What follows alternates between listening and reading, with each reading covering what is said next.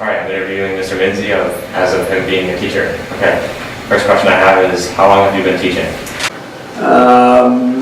8 or 9 years, somewhere in that time frame. I think '06 was might have been when I graduated from college, or when I graduated my teaching degree. I got my teacher certification, I should say.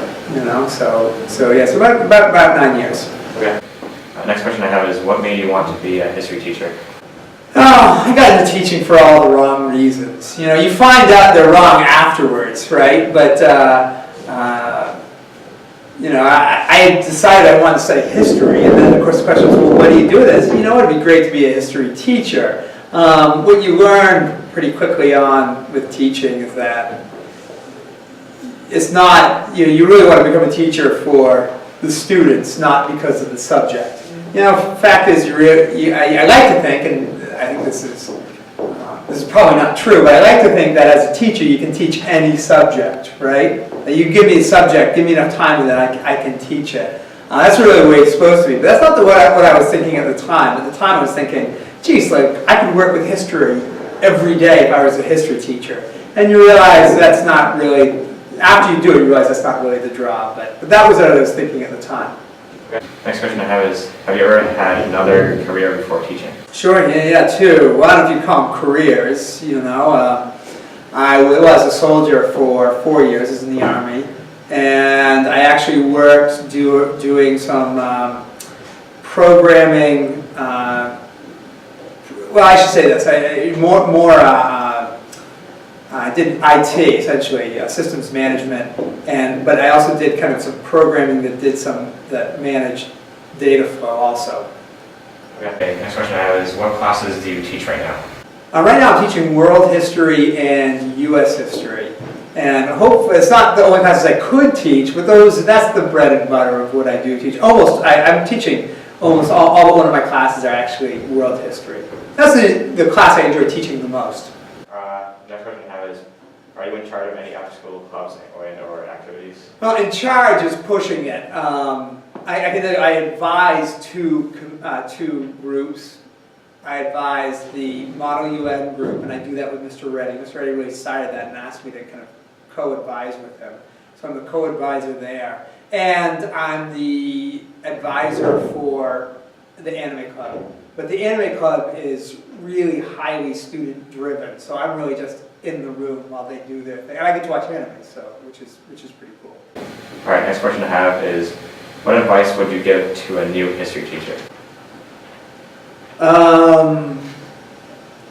I think if I could give there's all sorts of advice I would give, right? And I could just keep going on and on and on. But I would say the number one advice, if I could only say one thing to a new history teacher, a new teacher of any sort, I would say eat lunch with your colleagues. That would be the one piece of advice I would give. And when you're a new teacher, you're so overwhelmed that it feels like eating lunch with your colleagues is a waste, because you work through lunch. That's what I did. I said, man, I've got so much to do, so I end up working through lunch. When I decided, no, I'm just going to start eating lunch with some of the other people in my department, all of a sudden I had people that I could go to with problems. I had people that kind of, when there were just big issues and there was nothing to solve, they could commiserate with me. They had advice for me. They let me know that I wasn't going crazy, and some of the issues I was having, the issues that everybody had. I would say kind of almost a turning point in my teaching career was when I started eating lunch with my colleagues. That would be the number one advice that you would give. When you're a new teacher, the number one thing that I was worried about, and I think my classmates were worried about, was just classroom management. And that's a pretty scary thing. Your content, is going to come here and there, but the classroom management is what you're always scared about. So in terms of like somebody came to me and said, well, Mr. Minzy, what about classroom management? I think what I would say is, remember that there's this idea that kids are like adults and they think about how you're feeling and so on, but they don't. kids, and this is no insult to you, kids are pretty much stuck up in their own heads, right? As I was when I was a teenager, all you're thinking is what's that. You're not thinking about how things affect other people and whatnot. Students are not like adults. You have to know that first. And two, you have to be willing to jump in at a second's notice when you see something that you don't like. You got to be vocal with your opposition to it. You say, nope, that's not what we do. And then I think the third advice, so the first advice, be honest with your colleagues. Second advice, just remember that kids are not like adults, and you got to jump in quickly with them in terms of behavior management. And the third step, I would say, this would be third advice. So remember, you're creating a culture where learning can happen, which means not everything has to be handled the same way. Not every punishment needs to necessarily be the same from person to person. Not every, you don't get too tied up in following the rubric of behavior management, things like that. What you really have to ask yourself when you're doing something is this kind of leading towards an environment which promotes learning and aids learning and helps learning, or is this working against it? And that's the big picture that you really have to keep focused on. Next question I have is, what interests you in Model UN? I was a little nervous at first, but once you see the students go and do what they can do at Model UN, anybody would be impressed. Anybody would be impressed. I mean, it is, when you go and you see teenagers, 15, 16, 17-year-olds, going and discussing world issues and doing such a good job, it really reminds you that, the potential that students have, and just kind of that, sometimes like when you're dealing with students, you get caught up with the fact that this person didn't do their homework, they're late to class, blah, blah, blah, this and that. And they might not be all those things. And you might get down on them. And then you go and you see them kind of deal with world immigration in this incredibly mature way. And you're like, oh yeah, that's why I do this, right? So I think Model UN, when you see them at the conferences, is a real battery recharger. That you go there and you're like, oh yeah, this is, sometimes I get caught up in the details, but no, this is why I'm doing this.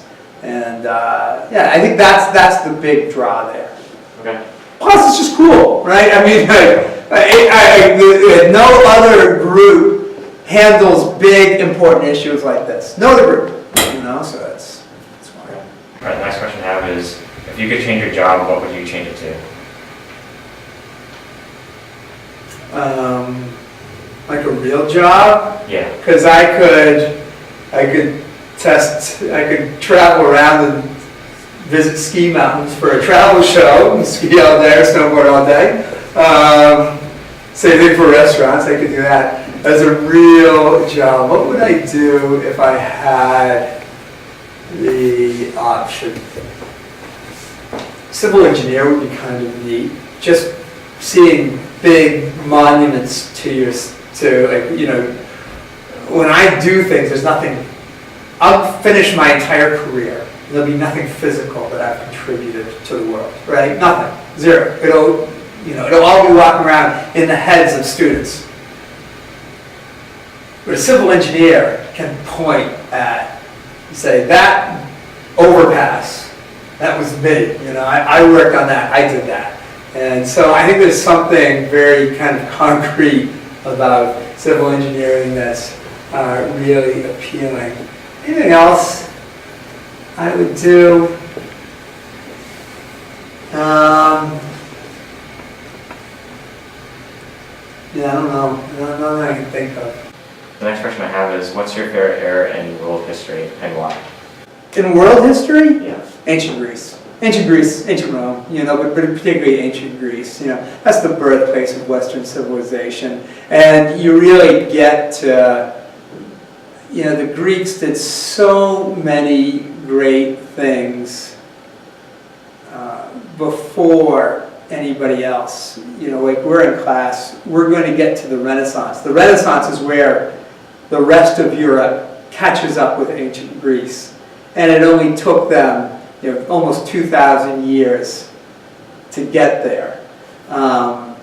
Ancient Greece, every time we do that, it's just great dealing with, and I don't even get to teach as much as I'd like to, but when you talk about some of the cultural and intellectual accomplishments, political accomplishments, I mean, when it comes to social studies, that's which I say, that's ancient Greece is number one. All right, last question I have is, do you enjoy being around students? Yeah. Even though sometimes it doesn't look like I do, I know there are times where I'm like, oh man, you guys must hate me, and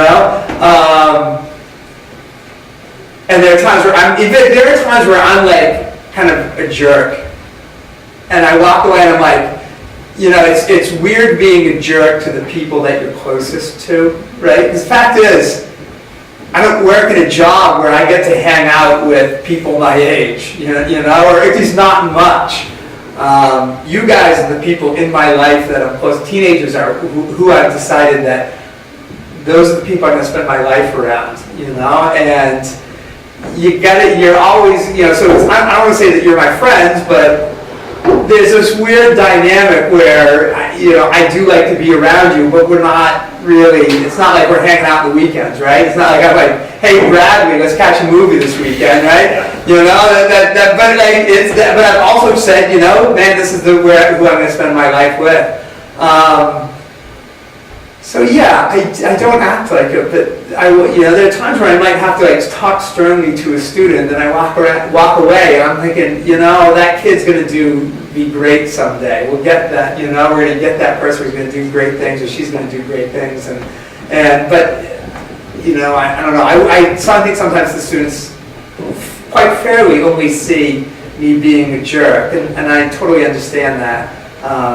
But, and I imagine other teachers must say this, there are times when you've got to act in a particular role as teacher, and that doesn't mean that you don't like the person. And I like all of you guys. I mean, across the board, even the hard ones. I would say, in my career, there's only one student that I just did not like. Every other student I've liked to some degree. Now, there's some students that will drive you nuts. There's some students who you like them, but they were a little, that's kind of, it's a weird dynamic, and that's the way it is, yeah. Okay, that was an interview, so thank you for letting me interview you. Yeah, absolutely. Yeah, thank you for asking, We should, yes.